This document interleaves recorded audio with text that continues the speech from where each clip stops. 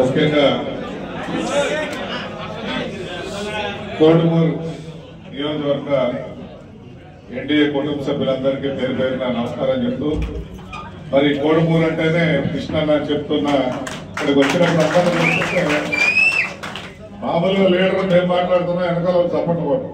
ఎందుకంటే ఆ ఇంట్రెస్ట్ లేకపోతే లీడర్ బలవంతానికి వచ్చి కూర్చుంటారు, కానీ వెనక నుంచి సపోర్ట్లు కానీ ఫిగిలీలు పడుతున్నారంటే ఆ లీడర్ మీద ప్రేమ ఉన్నప్పుడే అది రాగలుగుతుంది. అది అంత సంపాదించుకున్నందుకు వారిని అభినందిస్తూ, మరి బీజేపీ నాయకురాలు స్టేట్ సెక్రటరీ మాధురి గారు మరి చక్కగా చెప్పారు.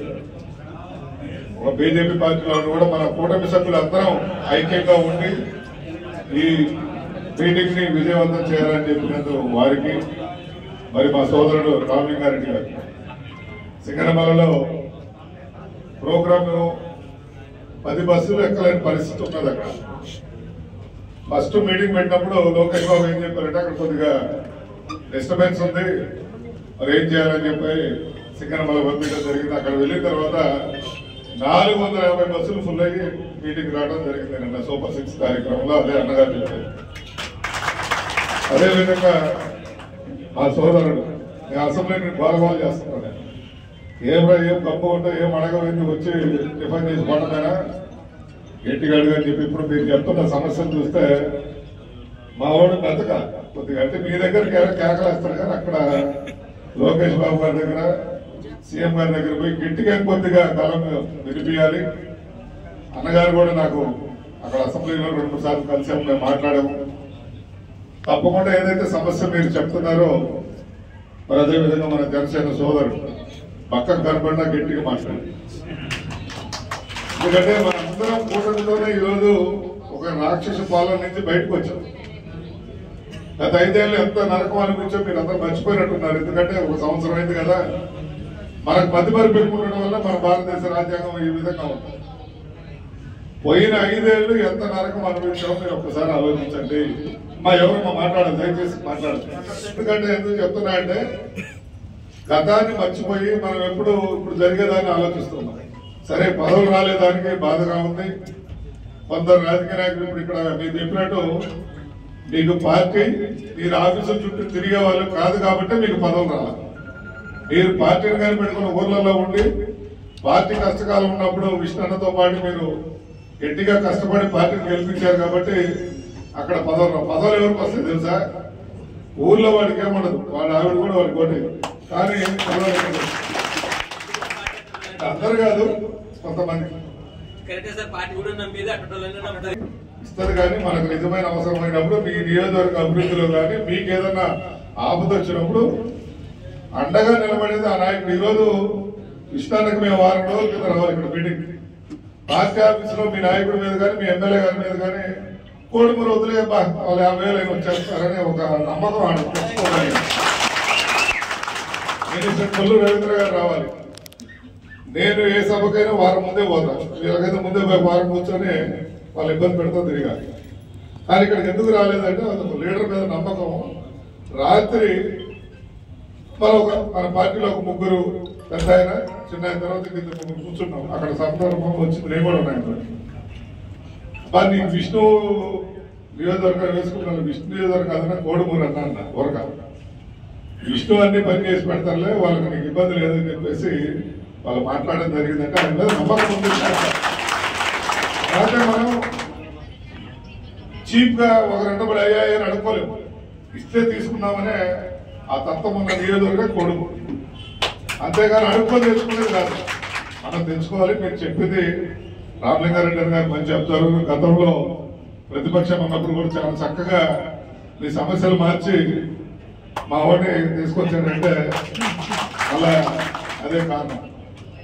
కాబట్టి తప్పకుండా మీరు చెప్పింది అన్న దగ్గర ఇదే కాదు, నేను ఎక్కడ పోయినా మన సింగనమల కూడా మీకు సమస్య ఉంటే డైరెక్ట్ గా లోకేష్ బాబు గారితో మాట్లాడడం జరిగింది. వారికి చెప్పడం జరిగేదో వచ్చి ఈ మీటింగ్ చేయించుకొని ఇది ఎట్లా ఈ సక్సెస్ అయినా మీ అన్నకే పేరు మాకేం రాదు, ఎందుకంటే మేమే పని చేయాలి. కాబట్టి గ్రామాల మీరు చేయాల్సింది ఏంటంటే మనకు 275 బూతులు ఉన్నాయి, అవునా? బూత్ 250, ఒక 25 మనకి కాదనుకోండి, 250 బూతులు ఉంటాయి. 250 ఇంటూ 200 వేసుకుంటే ఎంతమంది అవుతారు? 50,000. పెద్ద ఊర్లో మనకు 250 సంఖ్య లేదు కాదు. ఇది మన పండగ. ప్రధానమంత్రి మన నియోజకవర్గానికి వస్తారు. మన ఆయన కలవాలంటే అడిగిపోతే మనకు అపాయింట్మెంట్ కూడా దొరుకుతుంది. ఇప్పుడు వారు ఇక్కడ రావడం వల్ల కనిగిరి నియోజకవర్గం, ఒక నిమిషం మా గురించి, కనిగిరి నియోజకవర్గంలో లోకేష్ బాబు గారు పాదయాత్ర మా ప్రాంతం వెనగొండ ప్రాంతాన్ని చూసి వెళ్ళిన తర్వాత రిలయన్స్ బయోగ్యాస్ అని చెప్పి 5,000 కోట్లతో ఈరోజు మా ప్రాంతంలో ప్రాజెక్ట్ పెడతారు. మీటింగ్ జరుగుతూ ఉంది. 12 గంటలకు మీటింగ్ అంటారు. 12 అంటే మన ఊర్లో అన్ని పనులు చూసుకొని బరివడి పాలు తీసుకొని రావచ్చు అని చెప్పి మేమందరం 12. సడన్ గా రిలయన్స్ ఆయన మనవడు, అబ్బాయి మనవడు మా నియోజకవర్గం వస్తానంటే మేము ఇంకా సంబరపడ్డాం. 2 వెళ్ళిపోయాడు వేసాం. లోకేష్ అన్న ఫోన్ చేశారు, నేను వస్తున్నాడా, రెడీ చేయాలి. ఆ ప్రోగ్రామ్ ఏమైంది తెలుసా? ఉదయం 9 గంటలకల్లా రావాలండి. మా నియోజకవర్గం ఒక చివరి నుంచి మీకన్నా పక్క పక్కన నాది ఒక చివరి నుంచి ఉదయం రావాలంటే 70 కిలోమీటర్ల పైన. సిఎస్పురం మండలం నుంచి కనిగిరి రావాలంటే ఆ లాస్ట్ ఊరోడు అక్కడికి రావాలంటే దాదాపు 110 కిలోమీటర్లు. అటువంటిది ఒక అడవిలో మీటింగ్ పెడితే ఉదయాన్నే 8:30కి 25,000 మంది జనాభా ఆడొచ్చి నిలబడ్డారు.